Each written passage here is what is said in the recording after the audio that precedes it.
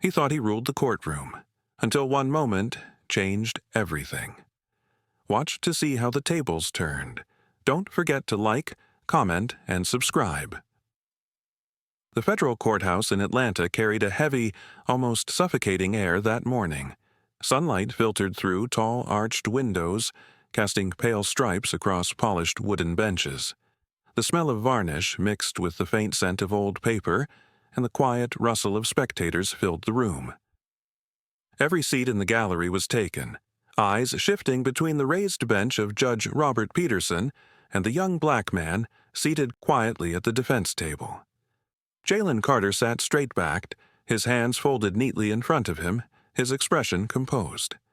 Dressed in a simple white dress shirt and navy tie, he radiated a quiet determination that contrasted sharply with the tension brewing in the room. He had been accused of petty theft and resisting arrest, charges he knew were fabricated. Still, his dark brown eyes remained calm, even as the man responsible for his arrest stared at him with open disdain. Officer Michael Wells leaned against the prosecution's table, his uniform crisp, his posture arrogant. He was a white man in his early 40s with a square jaw and a smirk that never seemed to leave his face. Since the moment Jalen had been brought in, Wells had been making subtle gestures, rolling his eyes, shaking his head, each one meant to provoke. The session began with Judge Peterson calling the courtroom to order. His voice was firm, controlled, the voice of a man who had spent decades commanding respect from both sides of the bench. He glanced at the prosecution to begin. But before the prosecutor could speak, Wells stepped closer to Jalen, his boots clicking on the polished floor. In a single, shocking motion, his hand shot out. Slap! The sound cracked through the courtroom like a gunshot. Heads turned. Gasps erupted from the gallery. Even the court reporter's fingers froze on the keys. Wells's hand lingered midair for a moment, the smirk widening on his face.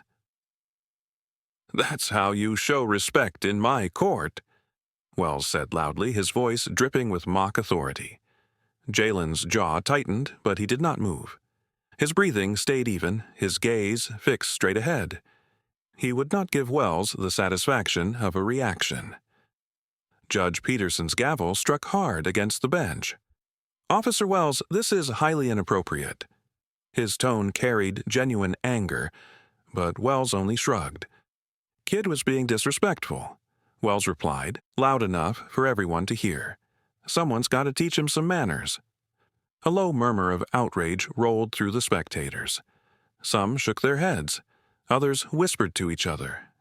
At the defense table, Jalen's attorney, Rachel Miles, stood abruptly.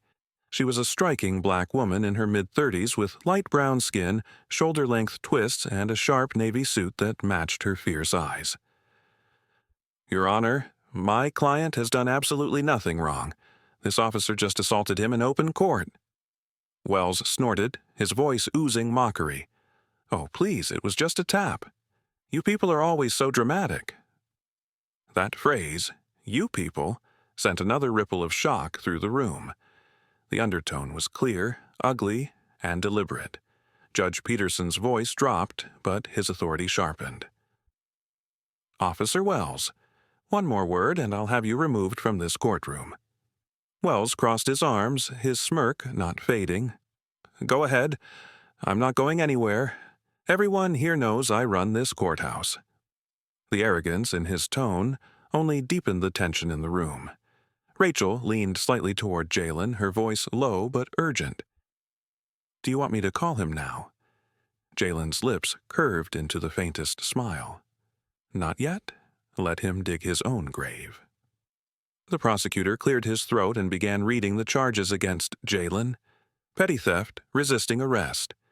Each line sounded thinner and more fabricated than the last, but Wells kept interrupting, tossing in sarcastic comments. "Yeah," Wells added at one point, "and don't forget, he was mouthing off like every punk kid these days." Through it all, Jalen's composure never faltered.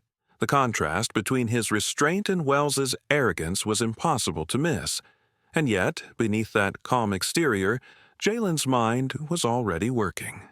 Every word, every insult, every act of aggression being stored away for the moment he had been waiting for. The gallery shifted uncomfortably, sensing that something far larger than a petty theft case was brewing in this courtroom. No one knew it yet, but the chain of events that had just begun would shatter the image of the man who thought he ruled this room. Jalen lowered his gaze to his phone, his thumb moving quickly. A single message sent. No more than a few words. Then he placed the phone face down on the table and waited. The echo of that slap still seemed to linger in the air, but Jalen knew it wouldn't be the last sound this courtroom would remember today. The tension in the courtroom didn't fade after the slap. It thickened like a heavy fog that refused to lift. Every eye in the gallery stayed locked on Officer Michael Wells, who leaned casually against the prosecution's table, arms crossed, wearing a grin that made it clear he thought the morning was going exactly his way. He had been in this courtroom hundreds of times before, and in his mind, the rules had never applied to him. Judge Robert Peterson tried to steer the proceedings back on track, but Wells seemed determined to hijack every moment. Each time the prosecutor began to speak, Wells would cut in with a sneering remark or an exaggerated sigh. The sound of his voice, mocking sharp, scraped against the still air. Rachel Miles stood tall at the defense table, her hands gripping the edge as she addressed the judge again. Her voice was steady, but her eyes burned. "Your Honor, this is more than inappropriate. My client has been physically assaulted and is being subjected to verbal harassment in open court. This cannot continue." Wells chuckled loudly, looking directly at Rachel. "Oh, settle down. The kid's fine. I barely touched him. You defense attorneys love to turn nothing into a crisis." Rachel's jaw tightened, but she didn't flinch. "Officer Wells, your arrogance will be your undoing." That only widened his grin. "Lady, I've been doing this a long time. No one's taking me down. Not in my house." He tapped the side of the prosecution's table for emphasis, as if to stake his claim over the entire courtroom. The spectators in the gallery shifted uneasily, some exchanging looks of disbelief. They had seen officers behave with confidence before, but this was something darker, pure entitlement, sharpened by a layer of racial contempt. Jalen remained silent, his posture unchanged. His dark eyes stayed fixed forward, though his mind registered every word, every sneer. Wells wanted him to lash out, to make a scene, but Jalen knew better. He had learned from his father that real strength was measured in patience and precision, not in how fast you reacted to an insult. Rachel glanced down at Jalen, lowering her voice. "He's crossing the line over and over. Are you sure you want to wait?" Jalen didn't look at her, but his lips curved in a subtle, knowing smile. "Not yet. Let him dig his own grave." The prosecutor tried again to outline the charges. Petty theft from a convenience store, resisting arrest during the encounter. The words sounded weak, stripped of detail as though even the prosecutor wasn't convinced. Wells kept throwing in interruptions, leaning forward like a heckler at a bad performance. "Don't forget," Wells added with a loud scoff, "he was mouthing off like every punk kid these days, no respect for authority. That's the real problem here." Rachel didn't rise to the bait. Jalen didn't blink. But the gallery was buzzing now, the tension spreading like a current. People weren't just uncomfortable, they were waiting. Something was coming. And then, quietly, Jalen moved. He slipped his phone from his pocket, tilted it toward himself, and typed a short message. It took him less than 10 seconds, one last look at the screen, then he slid the phone face down on the table.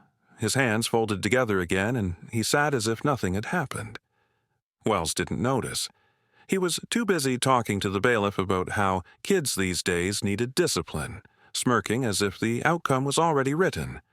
But that message had set a different chain of events in motion, one that would rewrite the balance of power in the room. The prosecutor droned on, the words almost drowned out by the low hum of murmurs in the gallery.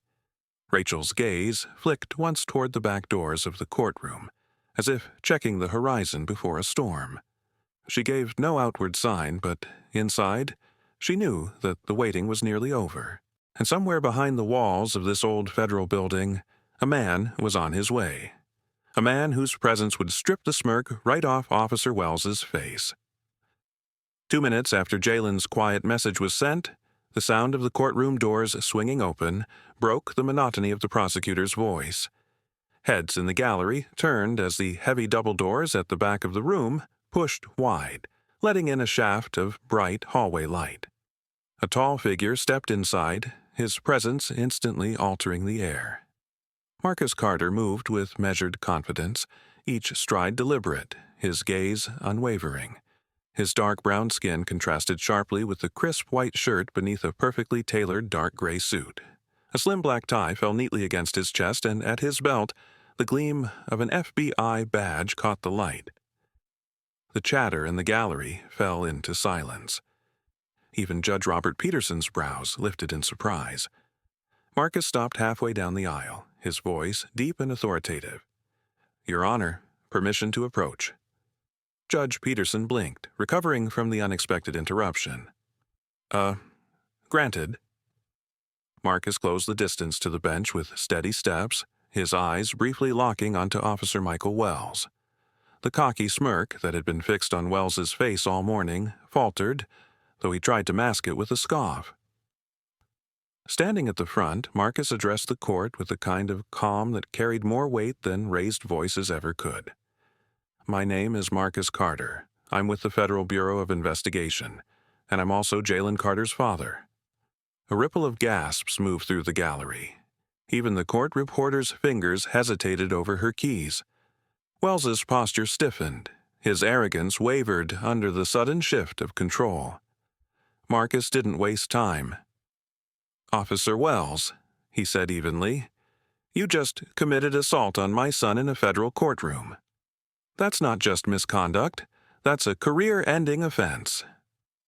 Wells tried to recover, stammering, I was just—" "You were just proving why I'm here today," Marcus cut in, his tone sharpening. "This isn't your courthouse. It's a place for justice, something you clearly don't understand." From a sleek black briefcase, Marcus withdrew a thick folder stamped Federal Investigation, Internal Affairs. He handed it directly to Judge Peterson. "Your Honor, these documents detail a 10-year pattern of misconduct, falsified reports, and racially motivated harassment by Officer Wells, all substantiated, all verified." Judge Peterson's face hardened as his eyes scanned the first few pages. The air in the room shifted again, this time toward something colder, heavier. This is serious," the judge said at last. Marcus nodded once. "I have orders to take him into custody, effective immediately." From his place near the wall, the bailiff shifted uncomfortably, clearly torn between the authority of the bench and the imposing presence of the federal agent before him. Finally, he stepped forward.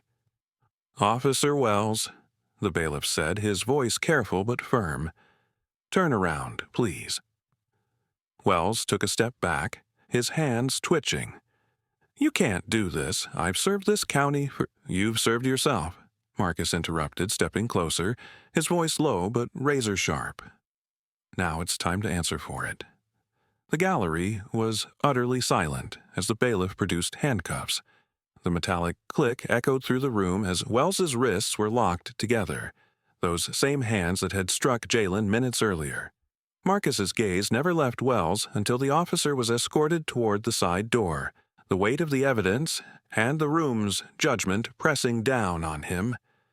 Only then did Marcus turn back toward the defense table, the faintest trace of a proud smile breaking his otherwise controlled expression. The storm he had brought with him was only just beginning to clear, but one truth was already certain. The man who had thought himself untouchable was now firmly in someone else's custody. The sound of Officer Michael Wells's boots against the polished floor was louder now, each step toward the side exit echoing in the stillness.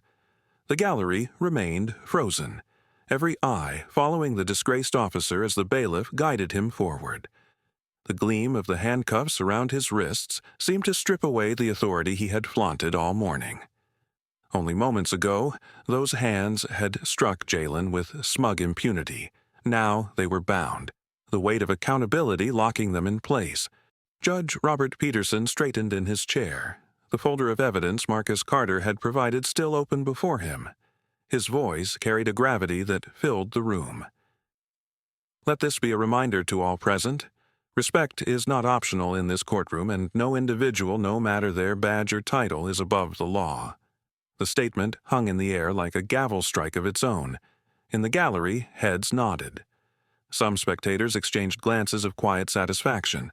Others simply sat, absorbing the rare sight of power being held to account.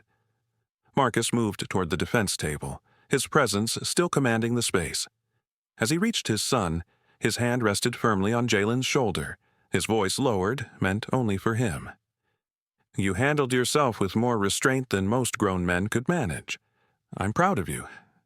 Jalen met his father's gaze, a faint but steady smile touching his lips.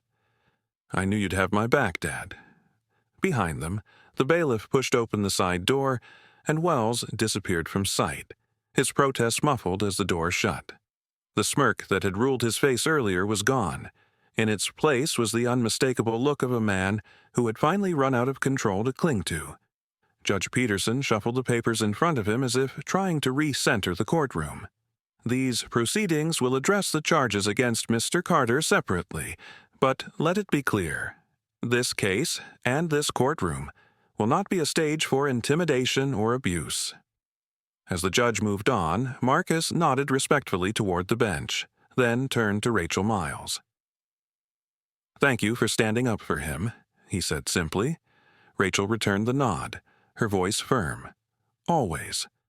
The formalities concluded, the judge dismissed the session for the day. The gallery slowly began to empty, though the low hum of conversation lingered. Journalists at the back scribbled notes, already preparing their headlines. Marcus and Jalen walked toward the main exit together. The first clicks of camera shutters began before they even reached the doors, the flashbulbs reflecting off Marcus's FBI badge. Outside, the courthouse steps were lined with reporters, microphones extended, voices calling for statements. But Marcus didn't stop.